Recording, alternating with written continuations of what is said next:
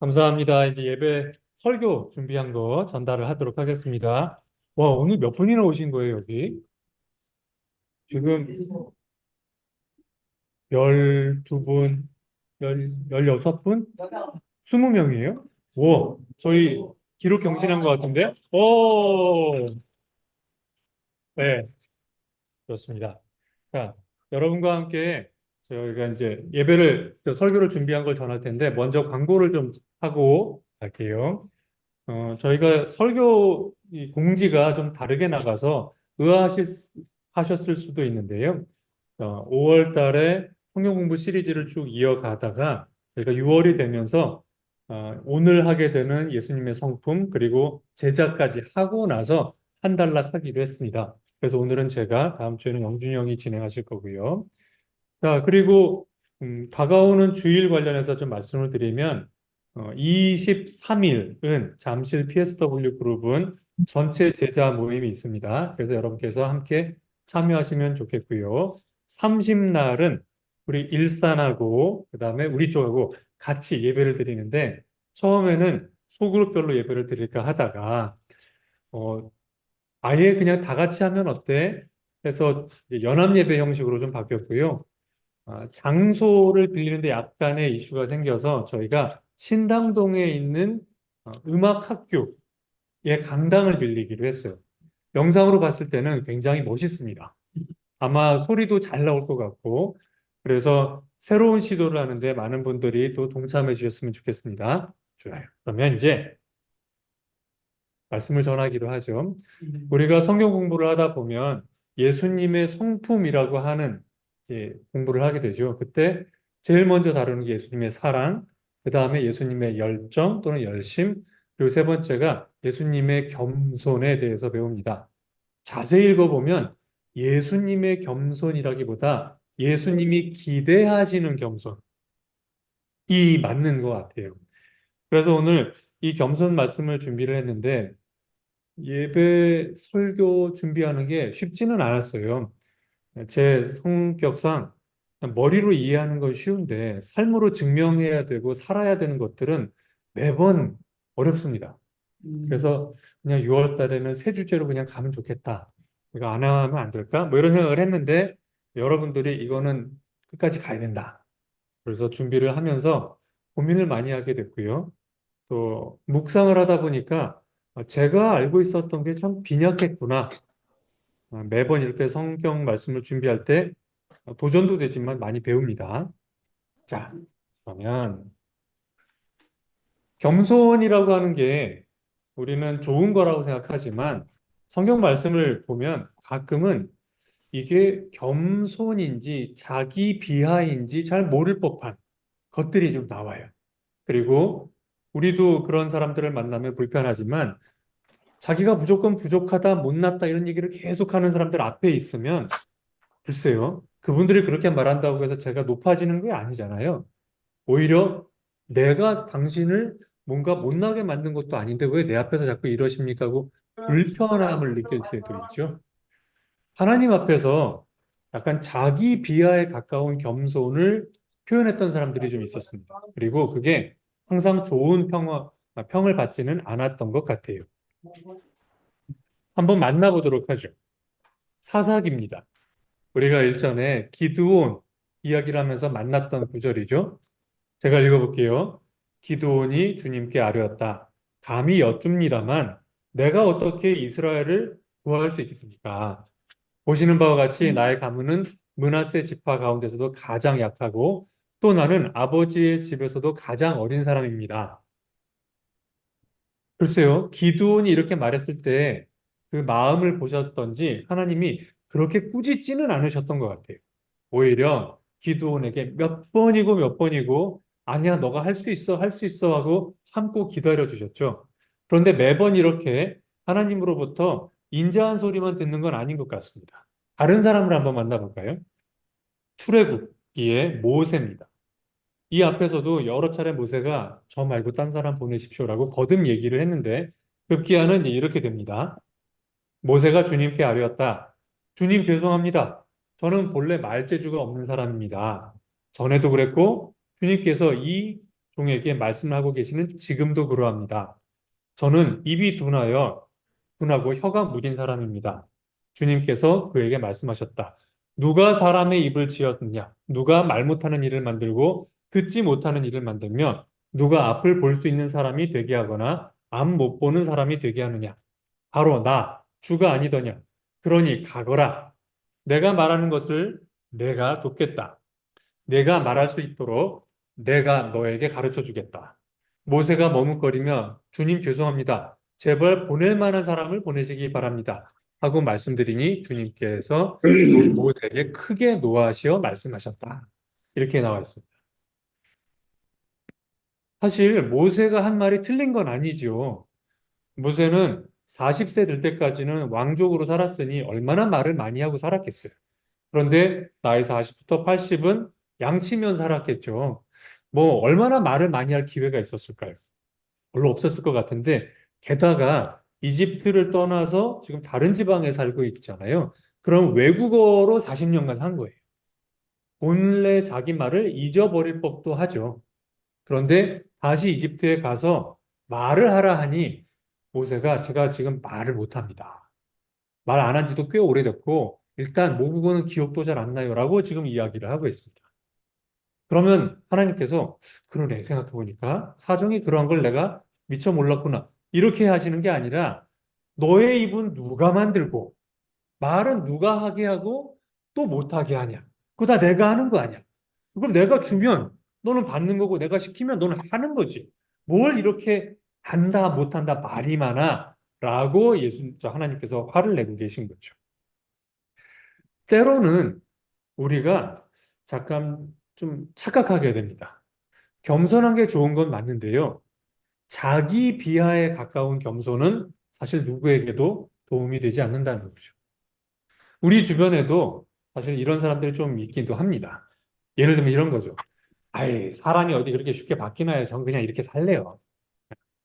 아침에 큐티 모임을, 아유, 저 그렇게 영적인 사람 아니에요. 저 말고 딴 사람이랑 하세요. 자, 이게 겸손한 건가요? 아니면 자기 비하인가요? 어찌 보면 겸손해 보여요. 하지만 어쩌면 이거는 핑계이고 자기 비하일 수도 있습니다. 여러분, 자기 비하라는 말이 단지 나 못났습니다 하는 말로 끝날까요? 나를 만든 분이 누구신데? 하나님이시잖아요. 자기 비하는 나를 만든 창조주의 실력이 별 볼 것 없습니다. 라고 말하는 것과 다를 바 없습니다. 그렇게 치면 자기 비하는 절대 해서는 안 되는 행위인 거죠. 왜냐하면 하나님을 욕되게 하는 것이기 때문입니다. 그런 의미에서 보면 여러분 우리는 좀 돌아봐야 될 것 같아요. 난 진짜로 겸손한 건가? 아니면 너무 오랫동안 못한다라고 스스로에게 되뇌이다 보니까 자기 비하를 하고 있는 건 아닌가. 좋습니다. 그러면 자기 비하는 일단 넘어가 봅시다. 그러면 어디로 가야 되나요? 우리는 어린이 같은 겸손을 요구받고 있습니다. 성경 구절을 보시면 마태복음 18장 3절에 예수님께서 이렇게 말씀하시죠. 내가 진정으로 너희에게 말한다. 너희가 돌이켜 어린이들과 같이 되지 않으면 절대로 하늘나라에 들어가지 못할 것이다. 이 구절이 사실 그렇게 쉽지는 않습니다.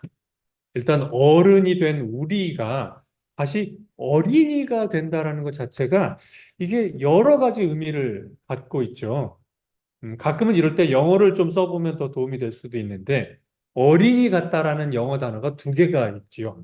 하나는 childlike라고 하고 또 하나는 childish라고 합니다. 우리말로도 구분이 확실히 돼요. childlike는 어린아이처럼 순수하다 이렇게 보면 되고 childish는 어린애처럼 유치하다 이렇게 볼 수 있죠. 아마 예수님께서 어린아이 같이 되라라고 하실 때 유치해져라라는 말씀은 아니실 거예요. 그러면 어린아이처럼 순수해지라는 건데 그게 뭘 의미할까? 어, 여러 가지 의미가 있겠지만 예수님이 바라시는 것을 다른 구절하고 비교해 보면 이런 거 포함될 것 같아요.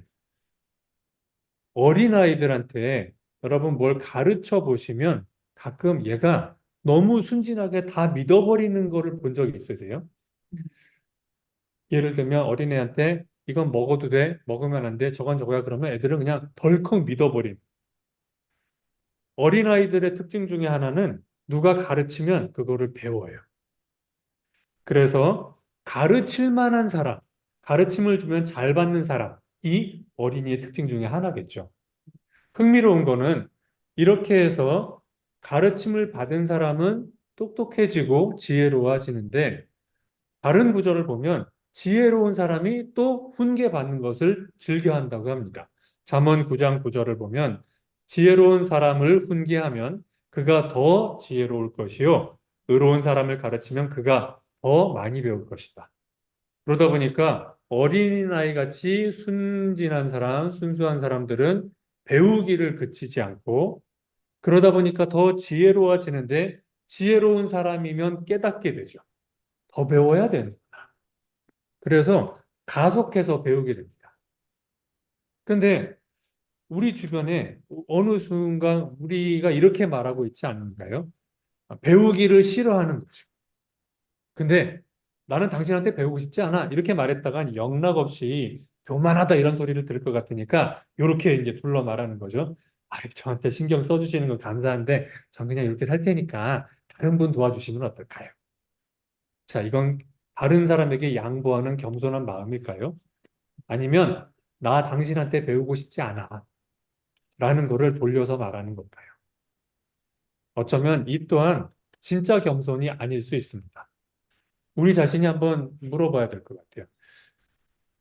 겸손한가 이렇게 물어보면 좀 추상적이라면 이렇게 나는 누가 나에게 훈계를 하거나 훈계란 말이 좀 불편하시면 제자 훈련을 하겠다고 하면 기꺼이 감사히 배우려고 하는가? 아니면 누가 나한테 제자 훈련을 하려고 하는 것 같아 라는 눈치가 드는 순간 제가 화요일은 바쁘고요. 수요일은 출장을 가고요. 목요일에는 할 일이 있고요. 어쩌다 보니 이번 주는 시간이 안 나네요. 라고 하고 있지 않지. 가끔 우리는 굉장히 온유한 태도와 부드러운 말로 약속을 거부합니다. 겸손한 게 사실은 아닌 거죠. 예수님이 그렇게 속아 넘어가실 분이 아니에요. 우리도 제자 생활을 오래 하니까 이제 약간 간파가 되잖아요. 이 친구가 지금 배우기를 거부하는. 만약 우리가 이런 상태에 있다면 돌아볼 필요가 있습니다. 이건 겸손이 아닙니다. 제자들에게 겸손을 요구하셨던 예수님은 그럼 어떻게 겸손하셨나 한번 보도록 하죠. 누가복음 22장 42절. 네. 아버지, 만일 아버지의 뜻이면 내게서 이 잔을 거두어 주십시오. 그러나 내 뜻대로 되게 하지 마시고 아버지 뜻대로 되게 하여 주십시오. 어린아이들이요. 부모하고의 관계를 보면 물론 어린아이도 나이 차가 있긴 하지만 진짜 어린아이들을 보면 가끔은 부모를 너무 믿는 것 같은 느낌도 있어요. 이게 안 좋게 나타날 때는 부모가 학대를 하는데도 그 아이는 여전히 내 아빠, 내 엄마하고 학대하는 부모를 따르는 경우도 있습니다. 가끔 그게 사고가 돼서 몇 년 전에도 어떤 아이가 세상을 떠나는 일도 있었죠. 그걸 보고 있으면 우리 이런 생각해요. 조금만 더 컸으면 제가 부모 곁을 떠날 수 있지 않았을까? 근데 불가능해요. 왜냐하면 어린아이 속성상 자기 부모가 나쁜 사람이건 좋은 사람이건 무조건 따릅니다. 근데 예수님이 어린아이를 앞에 두시고 제자들에게 너희가 어린아이들과 같지 않으면 돌이켜 이 아이처럼 되지 않으면 하늘나라에 가지 못할 것이다 라고 말씀하셨을 때 단지 순박한 사람이 되라 라는 말뜻이 아니었을 수도 있을 것 같아요. 즉 너희 아버지가 뭘 하라고 하면 그냥 하는 거다. 토달지 않고 의심하지 그렇지. 않고 따지지 않고 왜냐하면 그게 어린아이의 그런 태도인 경우가 거라고 하시는 거 아닐까요? 하는 경우가 나와. 사실 우리는 여기 사는 어느 거고 때부턴가 이 세상 살아가면서 좀 센 척하고 살아야 핸드폰을 하는 된다는 거를 알겠지. 생각을 합니다. 실제로 상대가 세 보이지 아니고 않으면 여기서 사람들이 무시해요. 그런 상황에서 겸손하기까지 하라고? 그러면 이건 무력한 사람, 무능력한 사람의 특징처럼 보입니다만 우리가 나이가 들고 살아가면서 이제 깨닫는 지혜가 하나 있죠. 겸손에 대해서. 뭐냐면 진짜 겸손은 성숙한 믿음의 증거. 믿음이 없는 사람은 사실 겸손해지기 힘들죠. 그냥 아니 내가 빤히 이게 이렇게 갈 것 같은데 하나님은 저쪽으로 가라고 하세요. 아, 그렇게 해갖고는 돈을 못 벌 것 같은데요? 그렇게 해가지고는 사회에서 성공을 못 할 것 같아요. 그렇게 해가지고는 애가 대학을 못 갈 것 같아요, 하나님. 근데 왜 그리 가야 됩니까? 전 그냥 이쪽으로 갈게요. 온전한 믿음이 없으면 사실은 하나님 말씀 앞에 따라가기 하나님이 힘들어요. 대학 가는 방법에 대해서 이야기를 안 따라가지 하지. 않겠다는 거는 어린아이 같은 태도와는 좀 다르죠. 그래서 우리 한번 생각해 봐야 돼요. 나는 내 생각을 내려놓고 하나님이 이게 요구하시는 것을 하나? 말이 안 돼 보여도 하나? 아니면 하나님 좋은 말씀인 건 알겠는데 그건 딴 사람한테 기대하시고 저는 그냥 이 길 가겠습니다. 할 것인가? 경험을 하나 나누자면 경험을 하나 나누자면 음, 저희 집이 그 이제 홈스쿨을 했었죠. 22년, 12년에 처음 아이들이 학교에 가고 싶지 않다. 그래서 보내 마라 막 옥신각신 하다가 그래 그렇게 힘들면 학교를 안 갈 수도 있지. 그러다 마음이 바뀌면 다시 가는 거니까 한번 도전해 보자. 그렇게 시작을 한 게 첫째, 둘째 하더니 이제 셋째까지 홈스쿨을 하게 됐죠. 그러면서 조금 제가 하나 싫다고. 배운 게 내 역할이 뭐지? 밖에서 일하고 돈 벌어서 집에 갖다 주면 아내가 교육을 담당하는, 그게 아니구나. 하나님께서는 아버지들에게 기대하시는 게 많구나. 특히 말라기서 마지막을 보면 이런 얘기가 나오죠. 내가 마지막 날에 찾아갈 텐데 아버지가 마음을 돌려 아들한테 가지 않고 아들의 마음을 돌려 아버지에게 가지 않으면 내가 내려가서 저주를 내릴 것이다. 이게 말라기서 마지막 이야기예요.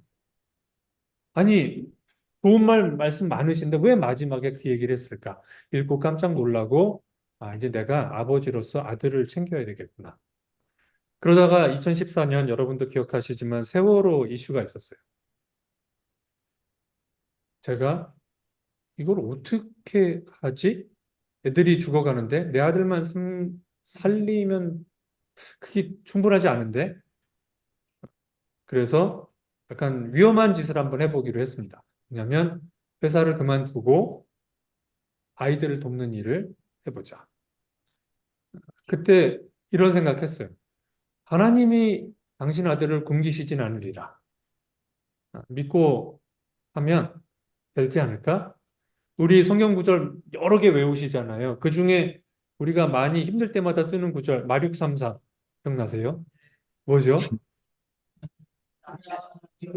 하늘나라와 그 의를 보라. 그러면 이 모든 것을 덤으로 주실 것이다.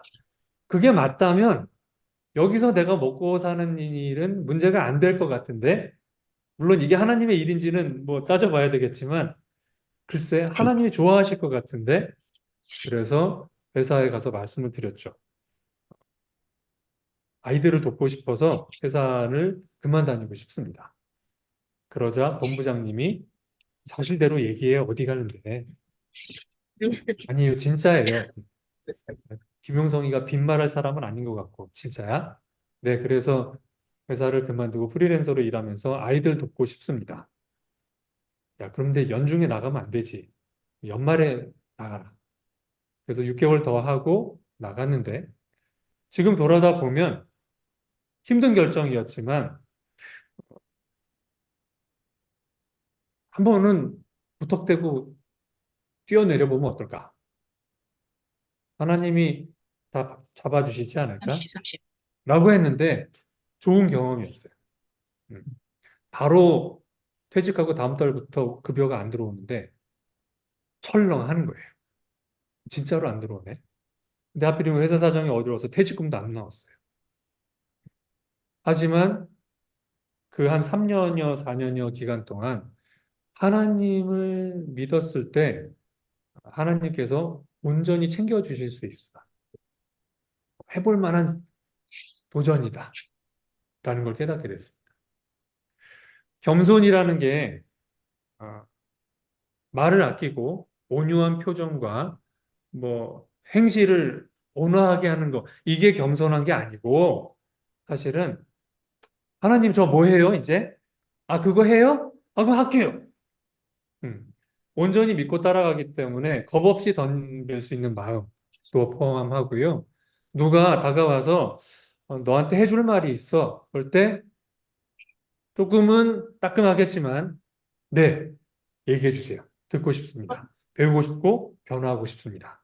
하는 게 예수님이 우리에게 기대하시는 겸손이고 또 예수님 자신이 마지막 순간에 이 컵을 저한테서 옮겨 주실 수는 없을까요? 그게 제 바람이긴 한데 제 뜻대로는 하지 마시고 아버지 뜻대로 하십시오. 라는 모습으로 우리에게 겸손을 보여주셨습니다. 네. 짧은 이야기였습니다만 한번 돌아보시는 시간을 가지시면 좋겠어요. 이게 어차피 머리로 이해하는 게 아니라 우리 삶으로 증명해야 되는 겁니다. 모이셨을 때 한번 이야기를 잠깐 나누어 보셨으면 좋겠는데요. 여러분은 과연 하나의 기준만 적용해 보죠. 얼마나 다른 사람이 여러분을 가르치기 쉬운 사람인가요? 5점 만점으로 한번 자신을 평가해 보는 거예요. 1점. 누가 나를 가르치려 그러면 나는 이런저런 이유로 피한다. 말해놓고 나니 저도 이랬다는 게 기억이 납니다. 5점. 나는 반대다.